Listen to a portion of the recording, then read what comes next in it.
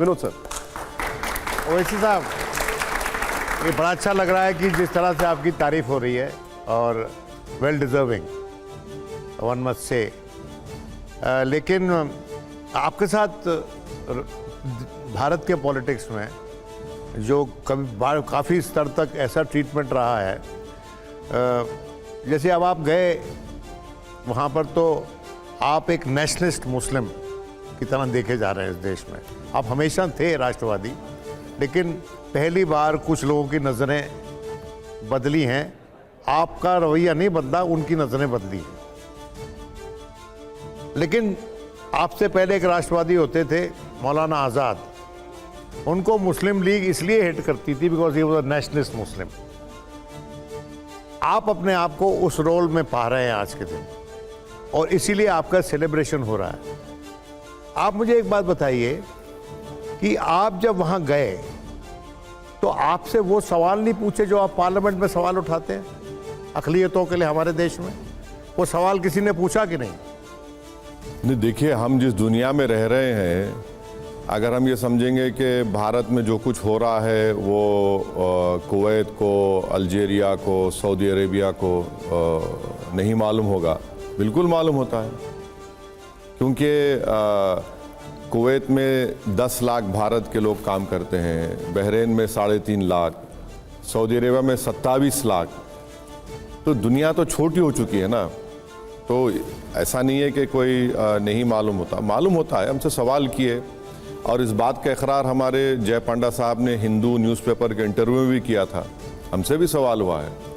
हमने कहा कि यस, हमारे कंट्रीज़ में इश्यूज़ हैं, हम डिनाई नहीं कर रहे हैं, और हमको ओवरकम करना है इस इश्यूज़ के लिए, और हमारे घर का मसला है और इससे हम इनकार नहीं कर रहे। मैंने खुद कहा इस बात को। तो एक थिंक टैंक में उन्होंने किसी ने एक सवाल किया था कि भारत पैलेस्टाइन की पॉलिसी में तब्दीली क्यों लेकर आया। तो उन्होंने सवाल किया मुझसे, तो मैंने कहा भाई आप, और उन्होंने कहा कि मेरी सास मुझसे पूछती है कि भारत फ़लस्तीन के बारे में क्यों नहीं बोलता। तो मैंने उनसे कहा कि भारत की कई मुसलमान सासें आपसे सवाल कर रही हैं कि जिस जगह पे आप बैठे हुए हैं आप कुछ नहीं कर रहे और भारत को बैठकर हमसे कह रहे हैं आप तो बहुत करीब हैं। और फिर मैंने उनसे कहा कि मैं जब पार्लियामेंट में ओथ ले रहा था तो मैंने रूल्स को ब्रेक किया, और ब्रेक करके मैंने लॉन्ग लिव पैलेस्टीन का नारा लगाया था। जब आप देखेंगे पूरे कई लोग उस पर नाराज़ हुए कि क्यों उन्होंने जय फ़लस्तीन कहा था। मैंने इसलिए कहा क्योंकि मैं चाह रहा था कि उन पे जो क़त्ल-ए-आम जेनोसाइड हो रहा है उसका हाईलाइट हो सके। मैंने खुला उनसे पूछा, बता आप लोग क्या कर रहे हैं? भाई आप तो दौलत आपके पास है, आपके ज़मीन में तेल है, तो बड़ा वो, अब इतना ही बोलूँगा, बहरहाल बहुत सा हुआ। पर एक बात देखिए, सुनिए तो साहब, पैलेस्टाइन पे जो हमारी पॉलिसी चेंज हुई है, हाँ, पैलेस्टाइन पे जो हमारी ये आरोप लग रहा है कि हमारी पॉलिसी चेंज हुई है, हालांकि खुले तौर पे भारत ने कुछ नहीं कहा है, लेकिन उसके साथ साथ एक और सवाल जुड़ा हुआ है कि किसी और मुल्क के लिए हमारी पॉलिसी बदली है, नाम जिसका इजराइल है, कि हमारी नज़दीकियां उससे बढ़ गई। नहीं, बिल्कुल सही है वो। और उस पर सवाल उठे कि नहीं उस ममालिक में जहां आप गए थे मुस्लिम मेजॉरिटी का? नहीं, उसमें देखिए, एक स्पेन ने एक शिप को रोक भी लिया था। हाँ, वो 2024 जून जुलाई में हुआ था। तो हमने उनको बताया कि भारत शुरू से पैलेस्टाइन के हक़ में रहा है, और इंदिरा गांधी का मैंने जिक्र किया जब दिल्ली में नॉन अलाइंड समिट हुआ था, कैसे इंदिरा गांधी ने यासिर अरफात को अपना भाई कहा था। और जाहिर है अब ये उनके पास एक बड़ा टचिंग इशू है इन चारों कंट्रीज़ में कि इजराइल जेनोसाइड कर रहा है फ़लस्तीनियन का। हमने कहा कि हमने भी उसका कंडेम किया है, और फिर इंडिया में भी जो वाक़यात हो रहे हैं वो उनको मालूम सब बातें, तो वो इसमें कुछ छुपी भी नहीं है बातों। एक तो शुरू वहाँ से करना चाहता हूँ जहाँ विनोद भाई ने कहा था कि आपकी जो इमेज थी वो नेशनलिस्ट मुस्लिम वाली थी। मुझे लगता है कि आज मौलाना आज़ाद के ज़माने से हम पार्टीशन से बहुत आगे आ चुके हैं। तो हम आपकी पहचान जानना चाहते हैं कि आप हिंदुस्तानी पेट्रियट हैं और आप मुसलमान भी हैं।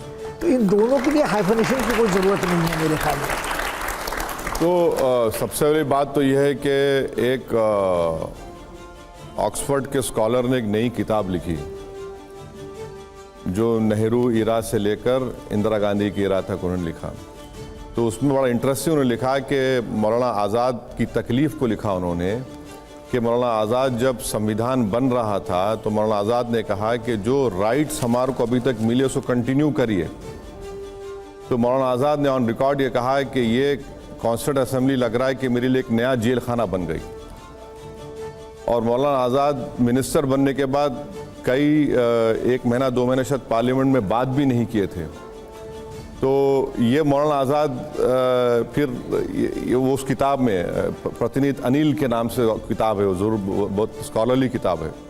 तो मुझे मौलाना आज़ाद से मिलाना बहुत गलत है। वो कहाँ आसमान, मैं कहाँ ज़मीन। नहीं, मैंने सुन तो लीजिए। उस शख्स ने जेल में बैठकर कुरान करीम की 15 सूरों की तफसीर लिखी विदाउट इंटरनेट, विदाउट गूगल। माने उस ज़माने में आप अंदाज़ा लगाइए। और मौलाना आज़ाद अल्लाह उनकी मग़फ़रत करे, पर उनकी जो जामा मस्जिद के पास तकरीर है वो उसको कोई नहीं भूल सकता, जहाँ उन्होंने पाकिस्तान को जो मुसलमान गए उनके बारे में कहा कि तुम हिजरत के मुक़द्दस नाम पर फ़रार की ज़िंदगी गुजार रहे हो। तुम अगर भागने के लिए तैयार नहीं हो तो कोई तुम्हें भगाने के लिए तैयार नहीं है। उन्होंने कहा था कि इस मुल्क के मुक़द्दर के फ़ैसले तुम्हारी आवाज़ के बग़ैर अधूरे रहेंगे। तो उन्होंने एक हौसला दिया और हम समझते हैं कि हमारे बड़े हैं, बुज़ुर्ग हैं। और मौलाना आज़ाद माने बहुत बड़े इंडिया के पहले एजुकेशन मिनिस्टर थे।